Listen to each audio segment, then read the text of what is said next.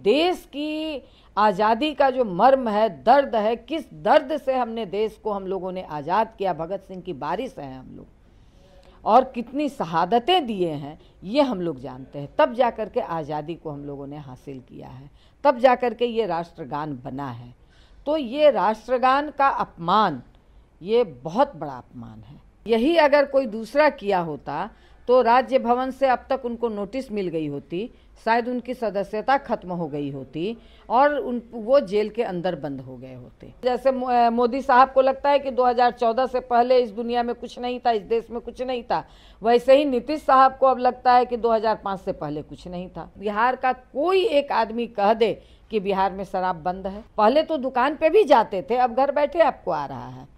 पहले तो गरीब 5 रुपया 10 रुपया में पीते थे, आज 100 रुपया में वो पाउच पी रहे हैं। तो खत्म कर देना चाहिए शराबबंदी। बिहार में राष्ट्रगान को लेकर सियासत गरमा चुकी है। विधानसभा के साथ साथ विधान परिषद में भी लगातार जो है नारेबाजी की गई। हमारे साथ भाकपा माले के एमएलसी शशि यादव जी हैं।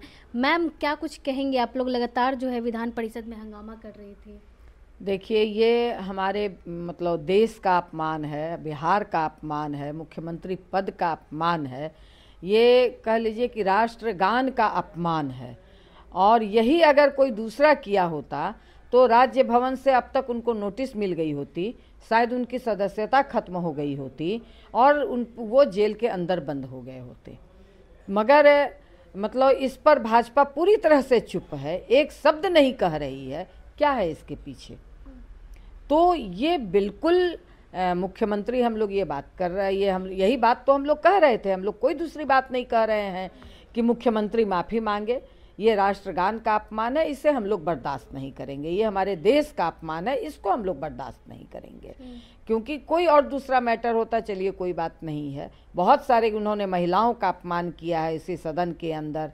पूरे बिहार में जिधर भी वो, जहाँ भी वो घूमे हैं, वहाँ हमारी बेटियों का अपमान किया है। तो वो सारी चीज़ें हम लोगों ने बहस लड़ करके उस पर भी विरोध किया, प्रदर्शन किया। बावजूद चलिए ठीक है, वो उनकी सोच हो सकती है, उनकी विचारधारा हो सकती है, मगर ये हमारे देश का मसला है, ये बर्दाश्त करने के काबिल नहीं है। अगर नीतीश कुमार की जगह कोई और विधायक होते, एमएलसी होते, तो कार्रवाई होती उन पे? बिल्कुल, अभी तक कोई विपक्ष का कोई हुआ होता तो भाजपा अभी तक कार्रवाई कर चुकी होती, राजभवन से नोटिस मिल गया होता, वो जेल के अंदर बंद होते। तो आपने देखा ही कि कल हम लोग सदन में बात कर रहे थे तो उस पर कानून सम्मत बात होने लगी, जबकि ये हम लोगों ने जेन्युइन मांग किया था कि जो हमारी बेटियां की हत्या हो रही है, पूरे बिहार में अपराध बढ़ रहा है, इस सवाल पर कर रहे थे, तो इस पे बहुत तरह की बात हो गई। तो कह लीजिए, क्योंकि इनको जो ये लोग भारत माता की बात भले भाजपा जितनी कर ले, क्योंकि ये आज़ादी के आंदोलन में नाखून भी नहीं कटाए हैं। जिस राष्ट्रगान को बनाने में लाखों लोग शहीद हुए हैं, वो इसके लिए भाजपा ने नाखून भी नहीं कटाया है। तो उनको ये अपमान कोई बड़ा अपमान लगेगा नहीं। इसलिए सत्ता पक्ष या तो चुप है या उनके पक्ष में बोल रहे हैं, तो ये हम लोग बर्दाश्त नहीं करेंगे। क्या लग रहा है मैम, लगातार नीतीश कुमार ऐसी हरकतें कर रहे हैं, उनकी मानसिक स्थिति को लेकर भी सवाल खड़े हो रहे हैं, आप लोगों को क्या लगता है? अब अगर देखिए, अभी तो मुख्यमंत्री हैं, अगर ऐसी मानसिक कोई स्थिति है तो उनको हट जाना चाहिए, किसी दूसरे को जगह दे दें। क्योंकि अगर आप जिस पद पर बैठे हैं उस पद की अपनी एक गरिमा है। हम लोग इस बात को कैसे कह सकते हैं? जब तक आप उस पद पर बने हुए हैं तो स्वस्थ हैं, मगर ये तो अस्वस्थ मानसिकता का ही परिचायक दिखता है कि अगर या तो सोच समझ करके कर रहे हैं, क्योंकि अगर आप माफ़ी नहीं मांग रहे हैं तो इसका मतलब है कि आप सोच समझ करके कर रहे हैं। आगे आप लोग क्या करेंगे? आज तो विधानसभा विधान परिषद में काफ़ी हंगामा हुआ। ये आगे हमारी कमेटी बैठेगी, पार्टी की कमेटी इस पर चल रही है, बात मंथन चल रहा है, जरूर इसका विरोध हो। जब तक कार्रवाई नहीं होगी आप लोग विरोध करते? हाँ बिल्कुल, जब तक वो माफ़ी नहीं मांगेंगे तो इसका विरोध चलेगा।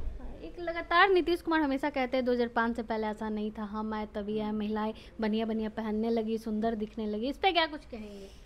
यही तो ये भी कहे कि 2005 से पहले क्या बेटियां कपड़ा पहनती थी, तो अभी इसका क्या मायने आप निकालिएगा?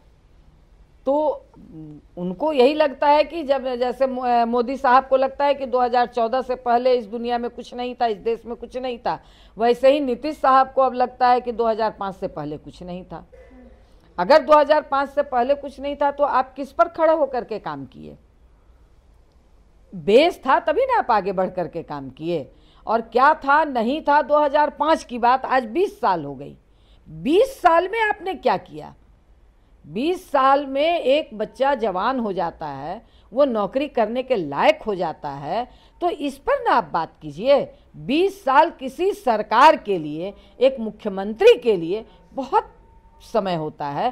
पूरे देश को, पूरे समाज को बनाना, पूरे बिहार को बनाने का एक बड़ा समय है।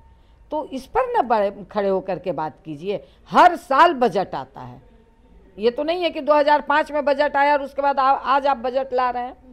हर साल बजट आता है। तो आप पिछले बजट से ना इस बजट की तुलना कीजिएगा कि पिछले बजट में हमने क्या किया, इस बजट में हम क्या करने जा रहे हैं।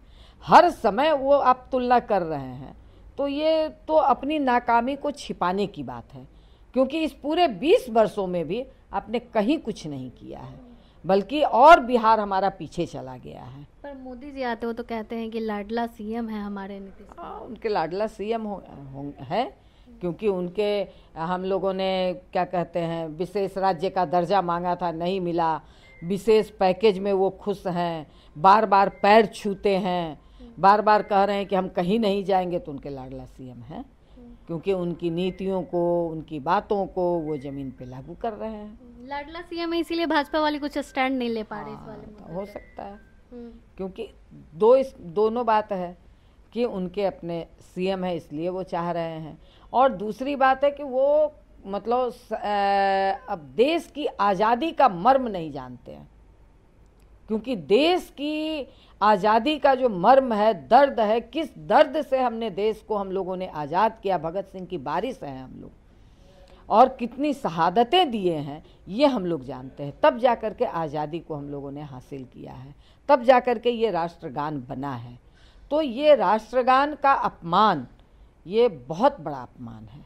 शराबबंदी को लेकर भी सदन के अंदर हंगामा हो रहा था मैम, इस पे क्या कुछ कहेंगे? समीक्षा करनी चाहिए शराबबंदी की? बिल्कुल समीक्षा करनी चाहिए। ये बात आ ही रही है कि बिहार का कोई एक आदमी कह दे कि बिहार में शराब बंद है, क्योंकि बिहार में तो शराब और धड़ल्ले से होम डिलीवरी चल रहा है।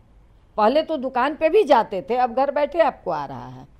पहले तो गरीब 5 रुपया 10 रुपया में पीते थे, आज 100 रुपया में वो पाउच पी रहे हैं। तो आर्थिक स्थिति भी खराब हो रही है घर की, और क्या कहते हैं उनकी, और जहरीली शराब से भयानक मौत हो रही है। ये तो सर्वविदित है ना। तो खत्म कर देना चाहिए शराबबंदी? बिल्कुल नहीं, इसके लिए हम लोग लड़े हैं, बहुत संघर्ष किए हैं कि बिहार में शराबबंदी हो, मगर ये शराबबंदी सही तरीके से लागू हो। सरकार विफल है। हाँ बिल्कुल विफल है, प्रशासन भी बिल्कुल, क्योंकि बड़े बड़े एक भी माफिया नहीं पकड़ा गया है शराब का। बता दीजिए बिहार में कोई बड़ा माफिया शराब का पकड़ा गया हो, बड़ा ठेकेदार शराब का पकड़ा गया हो। आज जेल में बंद है तो गरीब, मुसहर, हरिजन, यही लोग बड़े पैमाने पे बंद हैं। शराब चुलाने के नाम पर, शराब बेचने के नाम पर, शराब पीने के नाम पर। कोई एक बड़ा आदमी बंद हुआ हो शराब पीने के नाम पर? क्या वो होम डिलीवरी में नहीं पी रहा है? तो मगर वो लोग नहीं पकड़े जा रहे हैं। तो इस पर समीक्षा होनी चाहिए और कड़ाई से लागू होनी चाहिए। तो ये हम लोग डिमांड करते हैं। आप लोग नीतीश कुमार को स्वस्थ बता रहे हैं, लेकिन एनडीए की तरफ से लगातार कहा जा रहा है 25 से 30 फिर से नीतीश।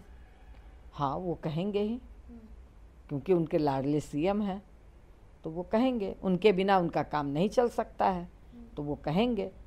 मगर इस बार जनता ने तय कर लिया है। आप देख रही हैं कि जितने भी लड़ने वाले तबके हैं, आज वो सारे लोग सोच रहे हैं, क्योंकि जो भी संविदा, मानदेय, ठेका, प्रोत्साहन, क्योंकि कितने दिनों तक आप कम पैसे में काम करेंगे? रसोईया दीदी भी लगातार, रसोईया दीदी हैं, आशा हैं, आंगनबाड़ी हैं, कैसे उनका परिवार चलेगा? इसी आशे भरोसे पर तो वो काम करती हैं कि चलो आज नहीं कल हमारा कुछ पैसा बढ़ेगा। तो अगर नहीं ये सरकार इसके लिए, इस सदन में तो अब नहीं कुछ होता हुआ दिख रहा है। जबकि आप देख रही होंगी, सदन को कवर भी कर रही होंगी, तो आप देख रही होंगी कि हम लोगों ने जी जान से इन सवालों पर संघर्ष किया, सदन में आवाज़ उठाई कि आप इनके लिए कुछ बजट में प्रावधान कीजिए, मगर सरकार सुनने को तैयार नहीं है। आप बड़े बड़े माफियाओं को दे रहे हैं बजट में, आप बजट देखिए, बड़े बड़े माफियाओं के लिए बजट है। तो अगर आप ये करेंगे तो जनता तो इस सवाल पर सोचेगी, कब तक वो भूखे पेट आपके लिए काम करेगी। तो इसीलिए लोग, आपने देखा गांधी मैदान में भी पहली बार इतनी बड़ी संख्या में ये सारे लोग गांधी मैदान पहुँचे 2 मार्च को, बदलो बिहार में। तो ये लोग समझ रहे हैं और इसलिए ये लोग अंदर से अपना पूरा संकल्प ले रहे हैं, ये तैयारी कर रहे हैं कि इस बार बिहार को हम लोग बदल देंगे और अपनी सरकार लाएंगे जो इन सवालों पर, इन प्रश्नों पर मजबूती से बोलेगी। बहुत बहुत धन्यवाद मैम। हमारे साथ भाकपा माले के एमएलसी शशि यादव जी थे। तमाम मुद्दों को लेकर हमने इनसे बातचीत की। बाकी आप अपनी राय कमेंट बॉक्स में ज़रूर दें। धन्यवाद।